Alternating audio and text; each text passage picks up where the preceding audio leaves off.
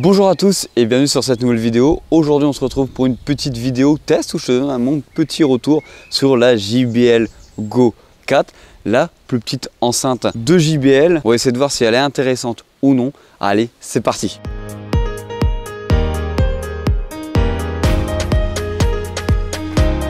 Alors aujourd'hui on se retrouve dans un petit étang pour voir si cette enceinte est vraiment utilisable au quotidien, partout, dans n'importe quelle situation. Bien sûr, comme d'habitude, n'hésite pas à t'abonner et à liker pour avoir plus de retours sur la chaîne sur ce genre de produit. Alors déjà, il faut comprendre qu'on est sur une enceinte à 50 €. Je dis bien qu'il faut bien comprendre qu'on est sur une enceinte à 50 €.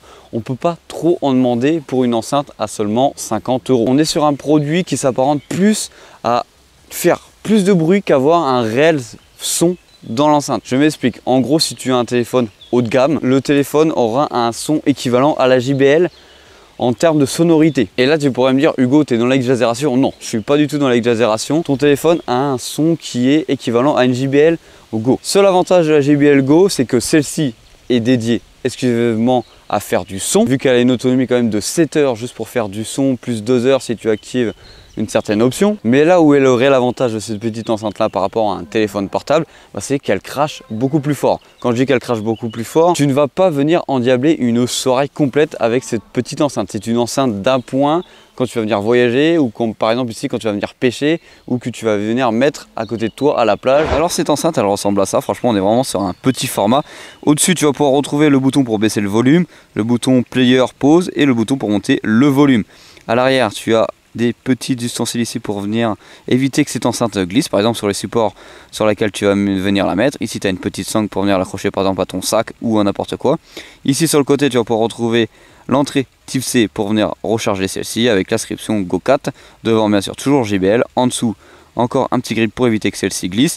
Et sur cette tranche là c'est ici que tu vas pouvoir retrouver tous les boutons qui sont importants sur cette enceinte. Le bouton Power, le bouton du Bluetooth. Du coup cette enceinte tu vas pouvoir la retrouver en plusieurs coloris, le violet, le rose, le rouge, le noir, la couleur blanche, un effet militaire et une couleur bleue. Alors moi je t'avoue que j'ai un petit penchant pour la couleur violette et la couleur rose que je trouve juste incroyable. Alors JBL annonce que cette enceinte est construite en grande partie avec des matériaux recyclés, que ce soit le tissu ou le plastique que tu vas pouvoir retrouver sur celle-ci. Waouh, là on est en train d'arriver sur un super spot. Je sais pas si vous allez voir ça là-bas, mais il y a des petits canards dans l'étang vers là-bas. J'espère que ça se voit à la caméra ou pas.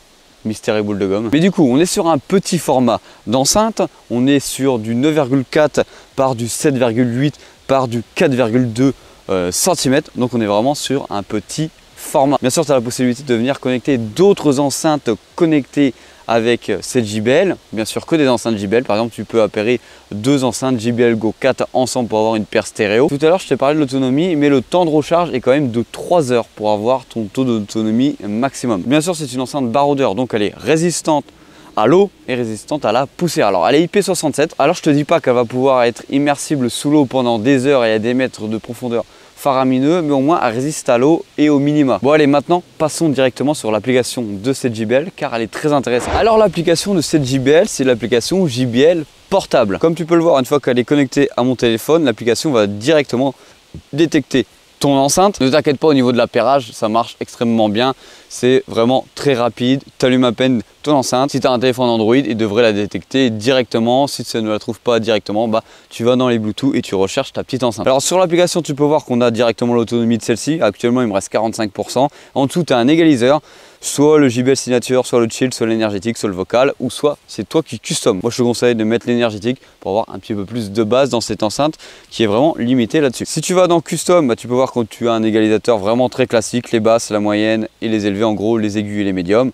Moi je vais me remettre en énergétique. En dessous tu as le Playtime Boost, c'est ce que je t'ai parlé tout à l'heure, c'est ce qui te permet de gagner un petit peu plus d'autonomie d'utilisation sur cette enceinte. Grossièrement ça va venir t'enlever le peu de basse que tu as dans cette enceinte. En dessous tu peux voir que tu peux venir avoir le groupe stéréo pour venir connecter deux enceintes sur le même canal. Et quand tu descends en dessous, tu as les informations sur le produit. Voilà, on a une application qui est vraiment très simple, très peu de possibilités, mais au moins on a la possibilité d'avoir un égalisateur et ça c'est important. Bon, maintenant, que penser de cette enceinte. Comme j'ai pu te le dire en début de vidéo, on n'est pas sur la grosse enceinte qui va venir endiabler ta soirée. C'est vraiment une petite enceinte pour venir t'accompagner dans la journée, pour avoir un son qui sera un petit peu plus fort que ton téléphone et qui dans l'ensemble est beaucoup plus équilibré, certes, qu'un gros téléphone. Parlons du son de cette enceinte, on peut pas trop lui en vouloir, c'est une petite enceinte à 50 €. Tu peux le voir rien qu'à la superficie de celle-ci, on n'est pas sur un gros format, on n'a pas un gros coffre derrière, donc ne t'attends pas à avoir un son de fou furieux. Dans son ensemble, les aigus et les médiums sont équilibrés, mais tu n'as pas de basse dans cette enceinte.